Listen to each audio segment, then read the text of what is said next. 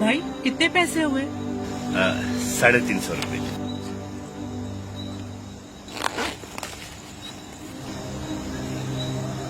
एक मिनट रुको। ये जो सारे रास्ते में तो मुझे गाने सुनाते आ रहे थे, ये सब क्या था? अकेली लड़की नहीं देखी तो शुरू हो गए।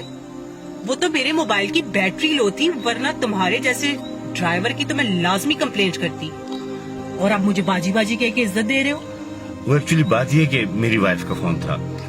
मेरी एक छोटी 3 साल की बेटी है।